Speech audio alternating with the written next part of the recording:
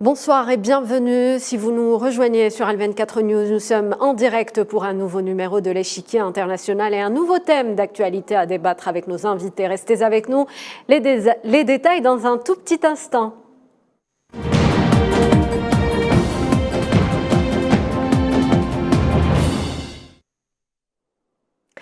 Et ce soir, je vous propose de mettre le cap sur l'Ukraine, où l'on apprend que la situation sur les lignes de France durcit, principalement dans la ville de Bakhmout, cette ville que le président ukrainien Volodymyr Zelensky décrit à juste titre comme étant ville forteresse du Donbass. Depuis plusieurs mois, on sait que cette localité est au cœur de violents combats. L'armée russe tente de la faire tomber. Sa chute serait pour plusieurs observateurs une question d'heures. Dans cette émission, nous allons tenter d'en savoir plus sur ce qui se passe réellement sur le terrain et comprendre pourquoi une bataille dans une toute petite ville de l'Est de l'Ukraine s'est-elle transformée en un enjeu crucial dans ce conflit. On va en débattre avec nos invités habituels intervenants dans le dossier ukrainien. Depuis Moscou, on a le plaisir de retrouver Karine Béché-Golovko, docteur en droit public, professeur invité à l'Université d'État de Moscou. Bonsoir Karine et merci d'avoir accepté notre invitation.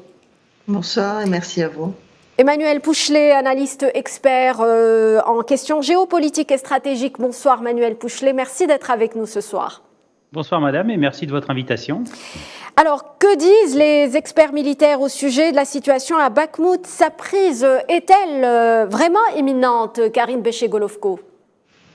Si l'on en croit les publications dans les médias, en effet, la prise semble imminente. Bon, ça fait quand même un certain temps que l'on en parle, mais il semblerait que cette fois-ci, réellement, ce soit pour bientôt. Quelques heures, je ne sais pas, il faut quand même être assez optimiste, parce que ça me semble un peu trop optimiste. Mais il faut tenir compte du fait que l'Ukraine a amassé de nouvelles forces vives à côté de Artyomovsk, puisque Bakhmout c'est en ukrainien, Artyomovsk c'est en russe, et que il y a donc un renouvellement assez important.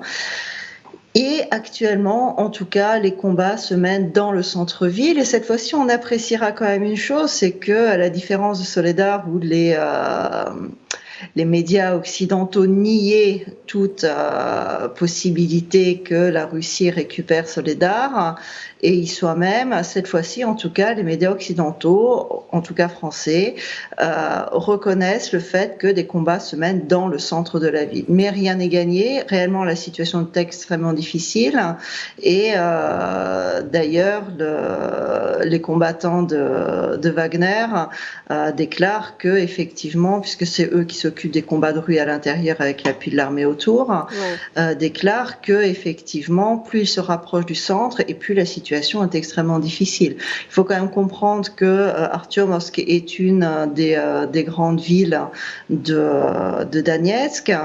C'est une ville moyenne par rapport à Donetsk qui est le centre de la région. Artyomovsk fait partie de ces trois grandes villes, on va dire à peu près, qui restent à reprendre. Derrière, il y a Kramatorsk et derrière encore Slaviansk. Donc en fait, petit à petit, la Russie continue sa bataille du Donbass pour récupérer le territoire comme elle l'avait annoncé. Alors là, une chose est sûre, donc cette bataille de Bakhmout est suivie, scrutée par les Occidentaux actuellement. On sait que l'armée russe avance vers le centre de Bakhmout. C'est ce que révèlent pratiquement toutes les sources. Manuel Pouchelet, que dire sur actuellement sur cette bataille de Bakhmout où les prochaines heures s'avèrent cruciales? Si vous voulez, c'est une ville qui fait partie de la stratégie russe, qui est celle de vraiment tenir la position ferme face à l'Ukraine et aux initiatives ukrainiennes. Oui. Maintenant, la ville de Bakhmout, elle fait penser à d'autres batailles qui ont eu lieu l'an dernier et même ces derniers mois. Moi, je pense à Mariupol, je pense à d'autres villes, notamment le fameux site d'Azovstal. Mais une chose est sûre, l'armée russe n'est pas aussi faible que veulent nous faire croire les médias occidentaux. Elle tient sa position, elle se défend, elle fait recours à des personnels expérimentés, notamment Wagner. puisqu'il y a des bruits qui ont couru au niveau de la faiblesse des combattants russes, chose qui est complètement fausse. Mais une chose est sûre, c'est un petit peu la bataille de l'énergie du désespoir, et même dans certains états-majors, on pense que ce serait peut-être le début de l'offensive du printemps qui était tant attendue, tant évoquée dans les médias occidentaux, où l'on s'interroge, et d'ailleurs les dernières déclarations du président Zelensky en voulant des chars à tout prix commencent entre guillemets à se justifier. Mais attention, nous sommes ici sur un point stratégique, nous sommes ici sur une ville qui va tomber de toute façon, et malheureusement dans les deux camps, il y aura de lourdes pertes à déplorer. Et une chose est sûre, la Russie est déterminée à reprendre ses positions. La Russie, à mon avis, a tiré les enseignements des 365 jours de guerre précédents et articule son dispositif, si vous voulez, de manière beaucoup plus offensive et de manière beaucoup plus efficace qu'il n'y paraît. Et je pense que pour l'OTAN, c'est aussi un sujet de réflexion qu'il va falloir prendre en compte dans le soutien à mener et à proposer aux Ukrainiens. On va en reparler. En tout cas, rappelons que, vous l'avez dit, Manuel Pouchelet, que l'armée russe opère avec le soutien du groupe Wagner. Karine Bécher, Golovko, des pertes très importantes sont actuellement infligées aux troupes ukrainiennes. Que dire sur l'apport des miliciens de Wagner dans cette bataille? Et souvent, on est dans un contexte où les déclarations du chef de ce groupe paramilitaire sont commentées, analysées par les médias occidentaux. C'est effectivement, on va dire, quelque chose d'assez surprenant de recourir à une armée privée, puisque rappelons que Wagner, c'est une entreprise privée, sur le territoire qui est considéré comme étant le territoire national, puisque depuis la réforme constitutionnelle de cet été et les référendums dans ces régions, toutes ces régions, ces 4 régions, Lugansk, Donetsk, Zaporozhye et Kherson, sont rentrées dans la Fédération de Russie. Donc l'État russe et l'armée russe utilisent Wagner sur le territoire national. Cela provoque, on va dire, quand même quelques réactions aussi ici, puisque s'ils font du bon travail, la question n'est pas là, et tout le monde participe ici, en tout cas toutes les forces sans jeu participent à la même cause, celle de la reconquête du territoire national. Donc il y a une complémentarité Il y a une complémentarité, mais il y a parfois aussi, je dirais, une concurrence assez malsaine. Et cette concurrence malsaine est plus médiatique que militaire. Oui. Or, nous sommes aussi dans le cadre d'une guerre de l'information, et c'est surtout sur ce plan-là que cela pose problème. On se souviendra des déclarations assez virulentes de Prigojine, allant jusqu'à même parler d'une certaine traîtrise en Russie des hauts responsables à cause du manque de fourniture d'armes, de munitions. Il peut y avoir des problèmes d'intendance, et d'ailleurs, de toute façon, le président Poutine l'a reconnu, c'était une armée de temps de paix, et ils règlent les problèmes comme ils peuvent au fur et à mesure. C'est une réalité. Maintenant, je ne suis pas certaine qu'il soit de très bon augure et de très bon ton d'utiliser les médias pour régler les problèmes. Comme on dit, le linge sale, ça se lave en famille, et il serait bien que les problèmes se règlent hors caméra. À mon avis, l'efficacité ne sera pas moindre, et cela éviterait de donner des armes, on va dire, à la propagande occidentale qui adore et scrute toutes les déclarations de Prigojine, de Prigojine et de Wagner, pour la simple et bonne raison que c'est un moyen pour eux de dire aussi, regardez, l'armée russe est quasiment inexistante puisqu'on n'en parle pas. Il n'existe qu'un groupement, c'est un groupement privé. Et là, nous sommes tout à fait dans la logique néolibérale du fait que l'État est absent, et ce sont les armées privées qui, elles, font leur guerre entre elles et font leur business ainsi. C'est cet aspect-là qui est extrêmement déplorable, d'autant plus que, je le répète, sur le terrain, ils avancent, il y a une complémentarité totale au niveau militaire, ils s'organisent des combats de rue et de tout ce qui est beaucoup plus technique et spécifique, avec un appui derrière massif de l'armée. Donc ils ne sont pas seuls sur place, mais ils permettent de focaliser l'attention. Manuel Pouchelet, votre point de vue sur le soutien qu'apporte Wagner aux troupes russes actuellement dans cette bataille de Bakhmout? L'intervention de Wagner, si vous voulez, elle fait appel à des combattants aguerris. Ce sont des personnes qui ont un passé militaire le plus souvent dans des unités spéciales où le combat est, on va dire, la religion, si je puis me permettre. Maintenant, je ferai remarquer une chose, nous sommes peut-être en 2023, mais on a eu le même cas de figure en Afghanistan avec les sociétés militaires privées qui sous-traitaient certaines opérations pour l'armée américaine. Donc quelque part, aujourd'hui, on se trouve dans des conflits où vous avez plusieurs types d'intervenants, notamment des sociétés militaires privées comme le Wagner, et il y en a d'autres. Alors, bien sûr, côté ukrainien, comme par hasard, on n'a pas, si vous voulez, sans les critiquer, on n'a pas le nom de ceux qui interviennent, mais on sait qu'on a des combattants internationaux qui viennent défendre les couleurs de l'Ukraine et qui sont engagés à Bakhmout. Mais une chose est sûre, c'est qu'on est en pleine guerre hybride et c'est une nouvelle donne en 2023 de faire la guerre différemment par rapport au conflit que, par exemple, l'armée russe avait aussi été très engagée en Syrie. Et je vous ferai remarquer que côté syrien, on n'a pas entendu parler non plus des Wagner et ainsi de suite. Aujourd'hui, pour les Français notamment, la milice Wagner, on l'entend en train de faire des exactions en Afrique et également ce qui vient d'être rapporté au niveau du conflit en Ukraine. Maintenant, soyons prudents dans le traitement de l'information. Nous avons quand même la Russie nous démontre, avec son armée et l'engagement de Wagner, une parfaite interopérabilité, donc c'est-à-dire une connaissance des procédures, ce qui lui permet de gagner en efficacité au combat, alors que dans le clan adverse, il y a quand même des choses qui demeurent à acquérir, et le côté ukrainien, j'entends, et l'intégration des des combattants internationaux est peut-être un peu plus délicate en termes de procédures et d'efficacité. Alors, grâce donc au soutien du groupe paramilitaire Wagner, même côté occidental, on reconnaît donc l'imminence de la chute de la ville de Bakhmout aux mains des Russes. Karine Bécher-Golovko, Jens Stoltenberg, qui est le secrétaire général de l'OTAN, lui-même a clairement dit il y a quelques jours qu'il n'excluait pas une prise de la ville par les Russes, mais avec une nuance. Selon lui, cela ne reflète pas nécessairement un tournant dans la guerre. Tournant ou pas tournant, récupérer Bakhmout, un enjeu, est-ce un enjeu stratégique ou symbolique ?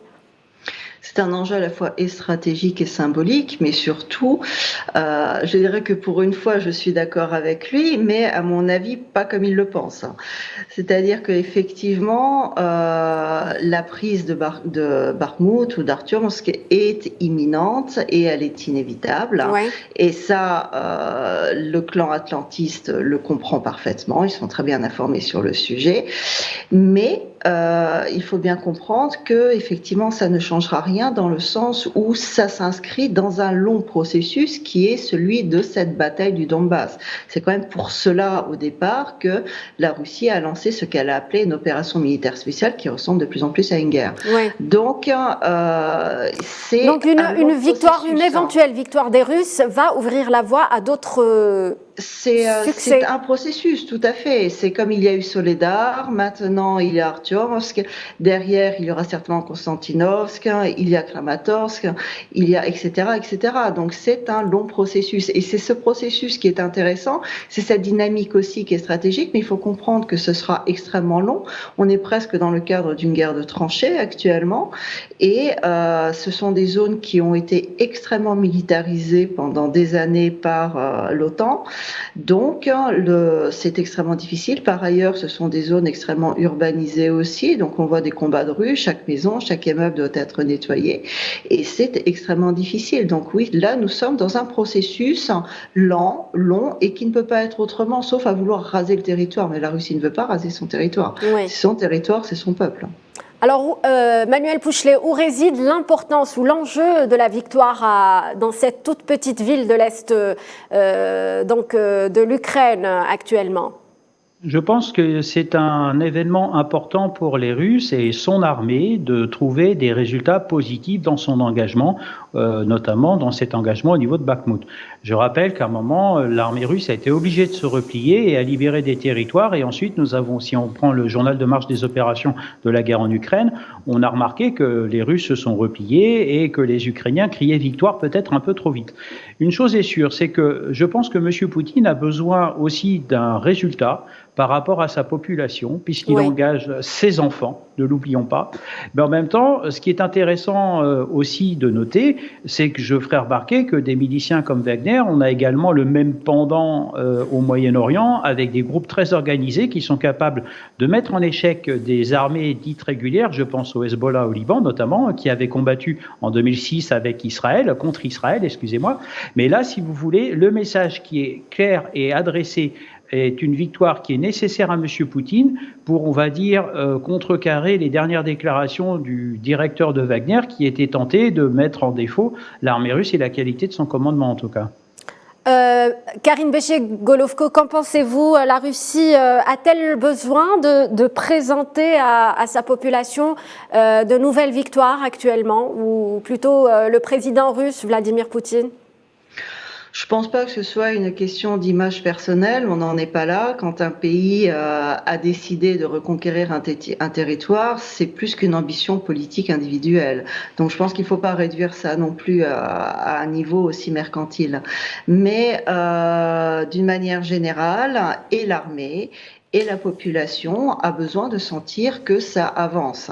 Et c'est très important pour le moral parce que la population est soudée derrière l'armée autour de ce conflit et c'est vital, mais pas, je veux dire que c'est pas ce combat très concrètement qui est vital, c'est dans l'ensemble. Pour garder cette symbiose, il faut effectivement aussi que ça avance parce que très justement, M. Pouchelet a souligné qu'il y a eu quand même pas mal de recul politique et militaire avant, et il faut absolument rompre cette tendance. Mais c'est important aussi, pas que sur le plan politique, c'est important aussi sur le plan militaire parce que le territoire, il faut le reprendre.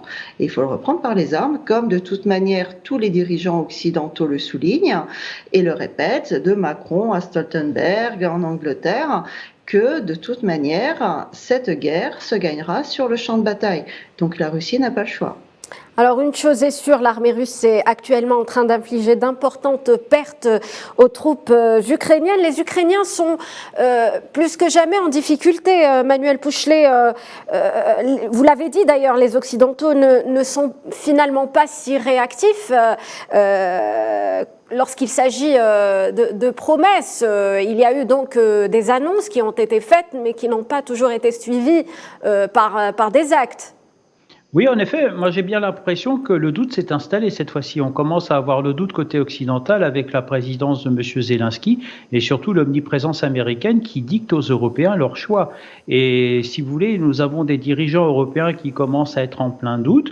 Je vous ferai remarquer que les dirigeants européens, je pense à M. Macron, je pense à M. Stolz, je pense aussi à la dirigeante italienne, la première ministre italienne, et puis d'autres personnalités, n'ont pas refait le voyage de Kiev, alors que d'habitude c'était un moyen de présenter et de prêter, on va dire, le soutien à M. Zelensky. Je pense qu'il y a une période de doute qui s'est installée au sein du clan otanien, qui découvre finalement que l'armée russe est nettement plus structurée qu'elle ne l'était annoncée et que finalement, malheureusement, cette bataille sera une victoire de la Russie. Mais je vous ferai remarquer, quand vous regardez l'histoire de la Russie, pendant la Seconde Guerre mondiale, elle est toujours revenue là où elle avait été chassée. Et l'histoire se répète, mais se confirme. Donc un succès à Bakhmout est équivalent à un succès dans tout le conflit, Manuel Pouchelet. C'est peut-être un peu parler trop vite parce qu'aujourd'hui, vous avez quand même de beaucoup trop d'acteurs qui sont impliqués. Oui. Je pense que M. Biden va peut-être revoir sa copie parce qu'à force de mettre sous perfusion M. Zelensky avec des milliards de dollars en matériel, le problème, c'est ce que je dis régulièrement dans mes interventions, nous avons affaire à des systèmes d'armes. Et un système d'armes, si vous voulez, cela nécessite une doctrine, donc un entraînement de plusieurs années, mais aussi des personnels qui sont formés. On ne peut pas former des servants de ces systèmes d'armes qui sont complexes en quelques mois. Et la Russie nous démontre le contraire, c'est qu'elle maîtrise non seulement le terrain, sa doctrine et l'utilisation de son matériel, et c'est ce qui fait sa force aujourd'hui. D'où peut-être, si vous voulez, ce combat ferme sur le terrain, la défense ferme des Ukrainiens montre ses limites, et en voici en tous les cas, si je puis me permettre, une maigre peut-être explication en tout cas. Karine Béchier-Golovko, sur ce doute qui s'installe au sein des alliés de l'Ukraine actuellement. On voit le président ukrainien Volodymyr Zelensky qui continue justement de presser ses alliés de tenir leurs promesses. Personnellement, je ne vois pas beaucoup de doutes, hein. Mais les pays européens continuent à fournir des armes. Ils fournissent également des formations. Ils donnent de l'argent. Donc, pour l'instant, il n'y a pas vraiment de doute. Le doute n'est pas sur le fait du soutien à l'Ukraine, qui, lui, n'est pas en cause. Et de toute manière, les dirigeants européens n'ont pas le choix. Ils sont là pour obéir. Ils obéissent, hein, et ils savent très bien qu'on ne leur a pas demandé leur avis. Il suffit de voir justement la volte-face en Italie. Donc, finalement, rien n'a changé. Ce qui est plus intéressant, c'est le doute qui se pose à un autre niveau, c'est-à-dire de quelle manière aider. Parce qu'il y a un moment donné, et ce qui est tout à fait vrai, on ne peut pas éternellement soutenir une guerre et faire une guerre par procuration. On parle du soutien militaire. Pardonnez-moi. Tout à fait. Oui, du soutien militaire. Et le problème, c'est qu'on ne peut pas toujours faire une guerre par procuration. Et c'est très juste. Former 3 mois un pilote de chasse ou pour utiliser des systèmes complexes, ça ne marche pas. Donc, la question qui se pose actuellement aux pays de l'axe Atlantique, c'est de savoir est-ce qu'ils ne vont pas être contraints d'entrer directement eux-mêmes sur le terrain de guerre ukrainien, c'est-à-dire eux-mêmes envoyer leurs pilotes de chasse, eux-mêmes envoyer leurs hommes pour manier les systèmes qui sont complexes. Et là, ça devient extrêmement compliqué. Et à ce niveau-là, effectivement, on voit que les Européens hésitent beaucoup parce qu'ils sont juste à côté et ils n'ont pas forcément envie de devenir partie au conflit, sachant en plus qu'ils n'ont absolument pas du tout le soutien de leur population pour le faire. Donc là, il y a effectivement un véritable problème. L'autre choix qui se pose, l'autre alternative qui se pose, c'est celle de la dissolution, la diversification des conflits. On voit une tentative d'ouvrir un nouveau front et en Géorgie et en Moldavie. Oui. Et pour l'instant, le gouvernement géorgien, aujourd'hui en tout cas, a déclaré que s'il voyait bien sa voie dans l'Union européenne, il ne voyait pas du tout pourquoi il devait ouvrir un deuxième front. Donc il y a quand même quelques résistances encore locales parce que l'Ukraine fait peur.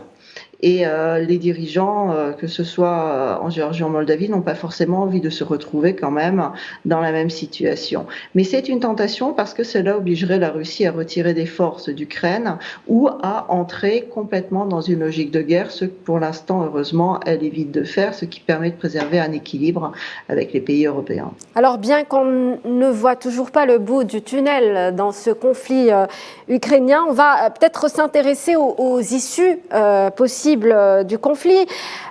Manuel Pouchelet, est-ce que vous pensez que cette percée de la Russie nous conduit-elle vers des négociations au moment où on parle donc de négociations, puisqu'il y a ce plan de paix proposé par la Chine actuellement? Alors c'est vrai que parler de négociation à l'heure où nous sommes, il est peut-être encore trop tôt. Lors d'invitations précédentes sur votre chaîne, j'avais parlé éventuellement d'une paix à la coréenne, c'est-à-dire en 1953, et là on est dans le même cas de figure, à peu de choses près, si vous voulez. On a une armée qui avance, une armée qui recule et vice-versa, et puis à un moment, il y a une stabilisation au niveau des frontières qui va se faire. Maintenant, le tout est de savoir qui va arrêter en premier, jusqu'où la douleur est-elle supportable. Vous avez parlé de la Chine, puisque l'Ukraine est placée sur ces nouvelles routes de la soie, donc elle s'inquiète d'avoir encore ce blocage tenace et persistant. Oui. Nous avons aussi, et la Chine s'inquiète aussi, des économies européennes qui s'affaiblissent parce que cette guerre est coûteuse. On le voit, nous, au niveau européen, avec une inflation qui est galopante. On a aussi une classe moyenne qui manifeste son désarroi, son mécontentement et qui s'interroge pour le futur. Maintenant, je reviens sur un point aussi qui a été évoqué par Madame Bechet-Golovko. Oui. Je souhaite aussi dire, mais en Europe, on a toujours la même question qui s'est posée à un moment dans notre histoire, qui ira mourir pour Kiev? La question reste posée. Moi, personnellement, je ne le pense pas. Les Européens sont trop préoccupés par certaines choses très éloignées de ce conflit en Ukraine, qui prend de moins en moins de part importante au niveau des journaux télévisés. Mais une chose est sûre, depuis quelques semaines, la tension se focalise principalement sur Bakhmout, où là, on va assister vraiment à cette fameuse fin qui sera triste pour les deux camps en tout cas. Parler de négociations est beaucoup trop tôt. Je pense que ni la Russie, ni l'OTAN, ni l'Europe, ni les Américains ne sont prêts à le faire. Pour l'instant, les Américains, excusez-moi, en sont les bénéficiaires et c'est eux qui, à mon avis, peut-être avec la Chine, finalement, sifflera la fin de la partie. Alors, Karine Béché-Golovko, pour conclure brièvement, Manuel Pouchelet vient de le dire, on est face à un conflit figé. Est-ce qu'on peut parler d'un plan de paix au moment actuel ? Non, ça n'est pas le moment de la paix et c'est bien le seul point sur lequel toutes les parties au conflit sont d'accord, que ce soit l'OTAN, que ce soit les États-Unis, l'Europe, l'Ukraine, la Russie, tout le monde dit que c'est trop tôt pour la paix, pour la simple et bonne raison que l'axe atlantiste ne reconnaîtra jamais l'entrée des nouveaux territoires dans la Fédération de Russie si déjà ils n'ont pas été capables de reconnaître la Crimée à l'époque des accords de Minsk. Donc il y a actuellement une impasse totale, d'autant plus que chaque partie estime qu'elle peut encore remporter la victoire. Donc, pour l'instant, ça n'est malheureusement pas l'heure de la diplomatie, c'est l'heure du combat. Alors, merci donc à mes deux invités pour leur éclairage sur ce dossier, sur cette bataille de Bakhmout en Ukraine, un dossier qui reste bien entendu à suivre. Merci à vous, chers téléspectateurs, de nous avoir prêté attention. Passez une très bonne soirée sur Al 24 News.